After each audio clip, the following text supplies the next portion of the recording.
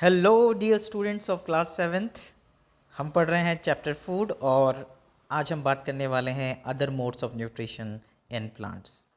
तो हम बात कर चुके हैं कि प्लांट्स ऑटोट्रॉफ्स होते हैं और अपना भोजन स्वयं सेल्फ मोड पर फोटोसिंथेसिस की प्रोसेस से बनाते हैं। लेकिन सभी प्लांट्स ग्रीन प्लांट्स नहीं होते। कुछ प्लांट्स ऐसे हैं जिनके पास क्लोरोफिल नहीं है, जो कि एक इम्पॉर्टेंट फैक्टर है फोटोसिंथेसिस का। तो वो प्लांट्स अपना न्यूट्रिशन कैसे पूरा करते हैं, वही हम आज बात करने वाले हैं। और एक और इम्पॉर्टेंट बात है, क्योंकि ऐसे प्लांट्स जो अपना भोजन खुद नहीं बना पाते हैं, वो दूसरों पे डिपेंड करते हैं, तो these plants are considered as heterotrophs. या इस तरह के न्यूट्रिशन को हम कहते हैं हेट्रोट्रॉफिक न्यूट्रिशन, जब कोई ऑर्गेनिज्म दूसरे ऑर्गेनिज्म पर अपने न्यूट्रिशन के लिए डिपेंड करता है। तो चलिए देखते हैं कौन कौन से मोड्स ऑफ न्यूट्रिशन है प्लांट्स में other than autotrophic nutrition. Let us see. तो चार वैरायटीज़ यहाँ बात की जा रही है कि saprophytic nutrition, parasitic, insectivorous nutrition and symbiotic nutrition. अब सेप्रोफाइटिक हम जानते हैं, सेप्रोफाइटिक का अर्थ हम बात कर चुके हैं पहले। उस वो न्यूट्रिशन जिसमें ऑर्गेनिज्म क्या होता है, डेड डिकेइंग मटेरियल, सड़ी गली वस्तुओं पर निर्भर करता है अपने न्यूट्रिशन के लिए। तो हमने देखा होगा मशरूम को या ब्रेड मोल्ड को या फंगस को ग्रो होते हुए किसके ऊपर, ऐसे डेड डिकेइंग मटेरियल के ऊपर, कोई खाना रखा हुआ है लंबे समय तक उसके ऊपर, या जहाँ पर गंदगी है, जहाँ पर मैन्योर तैयार किया जाता है, उसके आसपास हम देखते हैं मशरूम्स ग्रो होते हैं। तो ये सभी ऑर्गेनिजम्स जो डेड डिकेइंग मटेरियल पर डिपेंड करते हैं अपने न्यूट्रिशन के लिए, they are known as saprophytes. और इस तरह का न्यूट्रिशन क्या कहलाता है, saprophytic nutrition. Okay, now see the example they have given. They have given the example of mushroom, bread, bread mold, or generally we call it as fungi.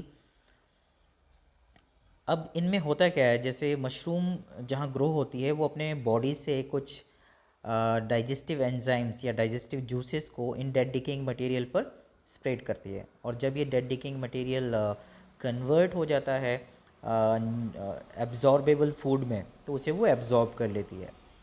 तो इस तरीके से न्यूट्रिएंट्स को एब्जॉर्ब किया जाता है डेड डिकेइंग मटेरियल से, और इसे हम बोलते हैं सेप्रोफाइटिक न्यूट्रिशन। अब हम बात करते हैं पैरासाइटिक न्यूट्रिशन। अब ये डायग्राम देखिए आप, आपने अमरबेल सुना होगा या जिसको हम कस्कुटा बोलते हैं। यहाँ जहाँ मैं हूँ अभी, यहाँ आसपास ऐसे बहुत सारे पेड़ हैं जहाँ पर आसानी से ये कस्कुटा दिखाई देता है या अमरबेल दिखाई देता है। पूरे रोड पर ऐसे पेड़ों पर पेड़ों को पूरी तरह से घेर लिया है कस्कुटा ने। तो इसके फोटोग्राफ्स में भेजूँगा आपको, जो लाइव यहाँ पर विजिबल है मुझे। तो पैरासाइटिक न्यूट्रिशन, पैरासाइट होना मतलब जब आप दूसरे के बने हुए न्यूट्रिएंट को डायरेक्टली एब्जॉर्ब करते हैं। जैसे मॉस्किटोज होते हैं, वो सीधे हमारे बॉडी से ब्लड को सक करते हैं। ब्लड में ऑलरेडी सारे न्यूट्रिएंट्स प्रेजेंट होते हैं, तो डायरेक्टली किसी दूसरे की बॉडी से, या जिसको हम बोलते हैं होस्ट की बॉडी से, न्यूट्रिएंट्स को अचीव करना एज पैरासाइटिक न्यूट्रिशन। और यहाँ एग्जाम्पल दे रखा है कस्कुटा का, देन एपोडेंथिस का दे रखा है ना। तो ये सारे एग्जाम्पल है। ये क्या करते हैं, इनकी बॉडी में ये अपने होस्ट की बॉडी को पेनिट्रेट करते हैं और सीधे होस्ट की बॉडी से न्यूट्रिशन को या न्यूट्रिटिव कंटेंट को ले लेते हैं। तो ये जो एग्जांपल्स हैं, these are the example of parasitic nutrition and these are the parasitic plants. The mode of nutrition in some plants like Mistletoe is partially parasitic because they make their food themselves but get water and minerals from the host plant. तो जैसे यहाँ पर ये दे रखा है mistletoe fruit के और mistletoe plant का भी एक पिक्चर दे रखा है। तो ये प्लांट ऐसा है जो दूसरे प्लांट के बॉडी के ऊपर ग्रो करता है और उससे ये क्या करता है, वाटर और दूसरे मिनरल्स प्राप्त करता है, क्योंकि वो रूट सिस्टम सॉइल से जुड़ा हुआ नहीं है। तो वो सीधे जो जिस ट्री पर ये ग्रो हो रहा है, जिस प्लांट पे ये ग्रो हो रहा है, उसी से सीधे वाटर और मिनरल प्राप्त करता है। और बाकी फोटोसिंथेसिस करके अपना खाना तो बना लेता है, लेकिन दूसरे न्यूट्रिशन के लिए वो इस पर डिपेंडेंट होता है अपने होस्ट ट्री पर या प्लांट पर। तो ये हो गए एग्जांपल पैरासाइटिक प्लांट्स के या पैरासाइटिक न्यूट्रिशन के। अब हम आगे बढ़ते हैं। अगला है इंसेक्टिवोर्स प्लांट्स। आपने वीनस ट्रैप देखा होगा, ये पिक्चर प्लांट दे रखा है। इसके यूट्यूब वीडियो में आपसे शेयर करूँगा, जहाँ पर ये प्लांट्स में डेवलपमेंट ऐसा पाया जाता है कि ये वैस नुमा एक आकार होता है जिसके ऊपर एक लिड लगा होता है, और ये अट्रैक्ट करता है इंसेक्ट्स को कि इसके अंदर आके बैठे। जैसे इंसेक्ट इसके अंदर इंटर होता है, इसके ऊपर वाला लिड जो है वो क्लोज़ हो जाता है, और जो इंसेक्ट है उसके ऊपर ये हाइड डाइजेस्टिव जूसेस स्प्रेड कर देती है, जिससे वो इंसेक्ट जो है मर जाता है और उसका बॉडी जो है डाइजेस्ट होकर न्यूट्रिएंट्स को प्लांट को मिल जाता है। जो उस इंसेक्ट की बॉडी में न्यूट्रिएंट्स है वो उस प्लांट को मिल जाता है। नाउ इसमें आगे बात की है कि pitcher plants drive its food from insects कैसे करता है। तो pitcher plant has long pitcher like structure, जिसके बारे में हमने बात की। ये एक मॉडिफाइड पार्ट है लीफ का। तो लीफ ही डेवलप होता है इस तरह के लॉन्ग पिचर लाइक स्ट्रक्चर में, और ये लीफ के ऊपर हैंग हुआ रहता है। और जब इंसेक्ट इसके अंदर आके बैठता है, जो मैंने अभी बात की, तो लिड क्लोज हो जाता है और डाइजेस्टिव जूसेस की मदद से उस इंसेक्ट को डाइजेस्ट कर लिया जाता है। तो इंसेक्ट का मतलब होता है कीट पतंगे। इंसेक्टिवोरस प्लांट्स का मतलब ऐसे सभी प्लांट्स जो इंसेक्ट्स को खाकर या इंसेक्ट्स को खाकर मीन्स डाइजेस्ट करके उनसे अपना न्यूट्रिशन प्राप्त करते हैं। They are known as insectivore. Yes, और इस तरह का न्यूट्रिशन कहलाता है इंसेक्टिवोरस न्यूट्रिशन। अब अगला है सिम्बायोटिक न्यूट्रिशन। सिम्बायोसिस हम पहले भी समझ चुके हैं, जब एक दूसरे की मदद करके सर्वाइव किया जाता है। तो यहाँ एग्जाम्पल दे रखा है लाइकेन और फंगस का। लाइकेन जो है वो ऑटोट्रॉफ है, मतलब वो फोटोसिंथेसिस कर सकता है, एक तरह का अलगी है। यस, और फंगस होता है सेप्रोफाइट, जो सड़ी गली चीज़ों से अपना भोजन प्राप्त करता है। ये एक दूसरे की कैसे मदद करते हैं? तो जो फंगस है वो ग्रो होता है ट्री के ऊपर, और वहीं पर लाइकेन, एक्चुअली इन दोनों के कॉम्बिनेशन को हम लाइकेन बोलते हैं। तो जो फंगस है वो मिनरल और वाटर प्रोवाइड करता है किसे? अलगा को या अलगी को। और जो अलगी है वो फोटोसिंथेसिस करके फूड प्रोवाइड करती है किसे? फंगस को। तो इस तरीके से ये एक दूसरे की मदद करके सर्वाइव करते हैं, इसीलिए इस तरह के न्यूट्रिशन को हम बोलते हैं सिम्बायोटिक न्यूट्रिशन। अभी हम एक चीज़ ध्यान में रखें, ये चारों ही तरह के न्यूट्रिशन जो हम बात कर रहे हैं, चाहे वो सेप्रोफाइटिक हो, इंसेक्टिवोरस हो, सिम्बायोटिक हो, या फिर जो हमने पैरासाइटिक न्यूट्रिशन देखा, इन सब पे जो ऑर्गेनिज्म है वो अकेला अपना न्यूट्रिशन खुद से नहीं कर सकता, वो दूसरे पे किसी न किसी तरीके से डिपेंडेंट है। इसीलिए ये सब आएंगे हेटरोट्रॉफिक न्यूट्रिशन के कैटेगरी में। तो ये चारों के बारे में हम बात कर चुके हैं। इन चारों के टाइप ऑफ न्यूट्रिशन और इनके एग्जाम्पल बहुत इंपॉर्टेंट है, हमें पता होना चाहिए।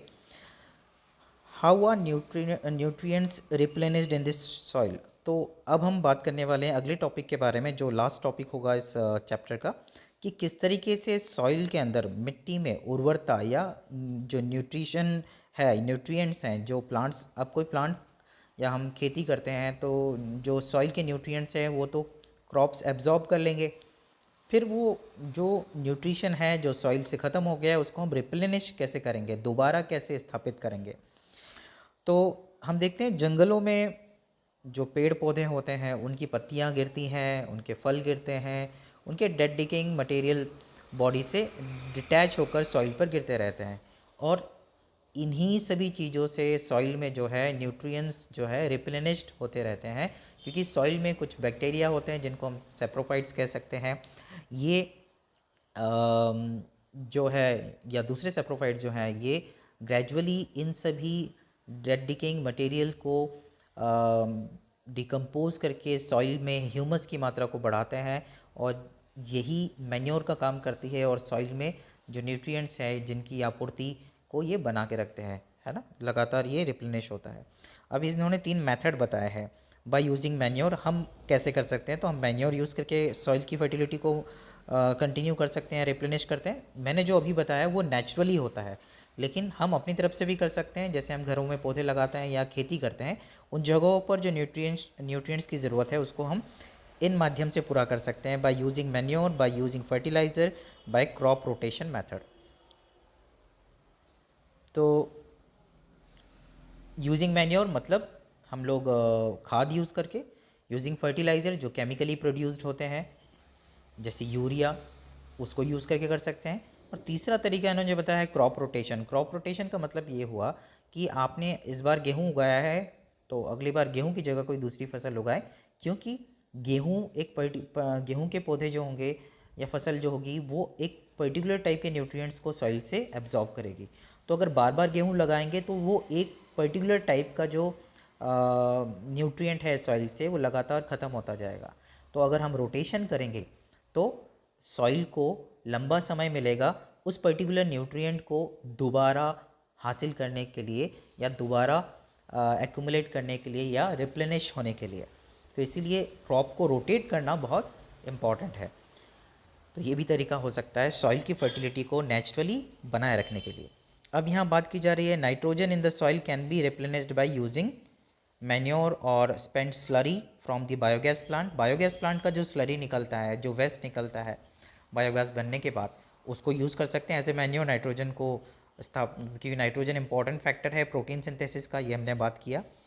Nitrogenous fertilisers like urea, ammonium nitrate fertilisers का यूज़ करके भी हम नाइट्रोजन की कमी को पूरा कर सकते हैं बाय क्रॉप रोटेशन मेथड, ये भी हम बात कर चुके हैं। अब इन्होंने आगे बात की है उन सभी क्रॉप्स की, जैसे ये राइजोबिया दे रखा है, तो राइजोबिया या लेगुमिनस प्लांट्स हम बोलते हैं, उनमें ऐसे नोड्यूल्स पाए जाते हैं। आपने चने या दलहन की या जितनी दालें होती हैं उनकी जड़ों में ऐसे नोड्यूल्स देखे होंगे। इनमें राइजोबिया नाम का बैक्टीरिया पाया जाता है जो एटमॉस्फेरिक नाइट्रोजन को फिक्स करता है नाइट्रेट्स में, सॉल्युबल नाइट्रेट्स में, जो इन प्लांट के रूट्स से पहुंच जाता है कहाँ, पौधे में, और उसकी मदद से पौधा फिर प्रोटीन बना पाता है। तो इस तरीके से हम सॉइल में न्यूट्रिएंट्स को मेंटेन कर सकते हैं क्रॉप रोटेशन की मदद से, फर्टिलाइजर्स की मदद से और मैन्योर की मदद से। तो इस तरीके से ये आपका चैप्टर पूरा होता है। इस पूरे चैप्टर में कहीं भी आपको कोई भी दूसरा और डाउट हो तो आप बिल्कुल बेझिझक मुझे फ़ोन कर सकते हैं और मैसेज भेज सकते हैं। कुछ बच्चे रेगुलरली डाउट्स अपना पूछते हैं, ये अच्छी बात है कि वो सीरियसली अपनी चीज़ों को पढ़ रहे हैं, तभी उन्हें डाउट्स आ रहा है और वो मुझसे पूछ रहे हैं।